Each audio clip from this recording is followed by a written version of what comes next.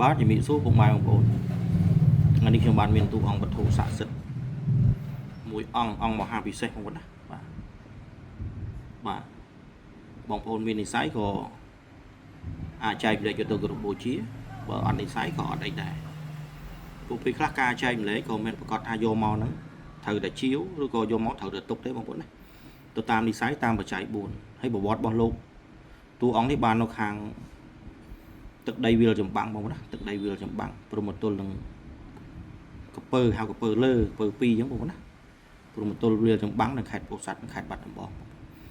ក្រុមគ្រួសារអ្នកមីងលោកពូក៏ដល់ដកផ្សិតបងប្អូនដល់ដកផ្សិតខែប្រាំងហើយគាត់បានប្រហែលឆ្នាំបងប្អូនបាទ2 3ឆ្នាំហើយអញ្ចឹងណាបងប្អូនបាទដល់ដកផ្សិតបាទពេលដែលភ្លើងឆេះព្រៃអស់ទៅធ្លាក់ភ្លៀង1មេ2មេទៅវាលាស់ស្មៅខ្ចីមកក៏ដកផ្សិតប៉ក់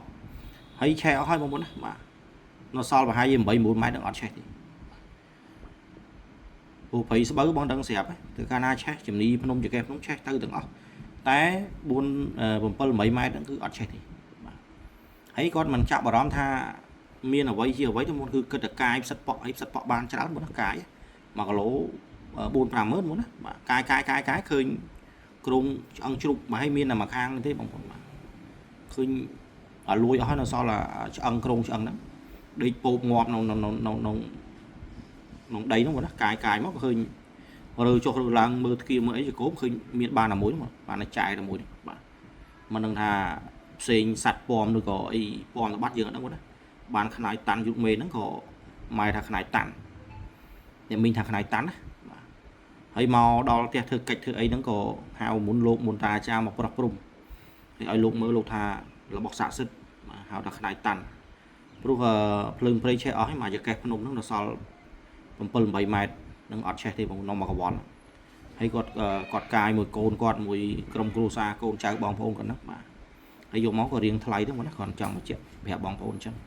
អត់មានរបស់ល្អណាបានមកដោយស្រួលទេបងប្អូនថ្លៃហើយតាន់ពើមកបងប្អូនមកតាន់បាទណែនពើមកណាបាទណែនពើហើយសិតតែមរះឡើងក៏គ្រឹះមកបាទពិសេសហ្នឹងណាអត់ទៅធំណាបងមកល្មមបាទអែមបងប្អូនអែមបាទផ្នែកតាន់ជ្រូកមេមកកវល់ហ្នឹងអត់ឆេះទេក្រៅពីហ្នឹងឆេះឲ្យមកជំនាញភ្នំហើយថ្ងៃហ្នឹងគាត់កាយផ្សិតប៉ក់បានជាង40គីឡូព្រោះកូនចៅគាត់ច្រើនមកណា7 8នាក់ហើយបងប្អូនគិតមើល1គីឡូ4 5ម៉ឺនមិនតិចទេបងប្អូនណាបាទហើយសិតតែម្រះមកឡើងក៏គ្រឹះមកណាបាទអញ្ចឹងវត្ថុស័ក្តិសិទ្ធិខ្លះគឺចំណាយបច្ច័យច្រើនអញ្ចឹងបងប្អូនមាននិស្ស័យក៏ចរចាបានបើអត់និស្ស័យក៏មិនអីទេបងប្អូនមួយថ្លៃអញ្ចឹងណាបងប្អូនផ្នែកតាន់ជ្រូកមេបាទភ្លើងឆេះព្រៃអស់ហើយនៅសល់មកកវល់ហ្នឹងអត់ឆេះទេទឹកដីវាលចម្បាំងព្រមទល់ជាមួយនឹងពោធិ៍សាត់បៃលិនមុំ3បងប្អូនណាបងប្អូនឆ្លាញ់អាចចូលសារបានផ្នែកតាន់ជ្រូកមេទឹកដីវាលចម្បាំងខេត្តបាត់ដំបងសូមអរគុណពុកម៉ែបងប្អូនឆ្លាញ់ចូលសារបានតាក់ទងបានអរគុណមីលីបញ្ជ័យរបស់ពិតរបស់សុទ្ធរបស់ល្អប្រវត្តិពិតបងប្អូនណាសូមឲ្យមីលីបញ្ជ័យឬតាណាផ្ញើចំណឹកដល់បងប្អូនមកអរគុណច្រើន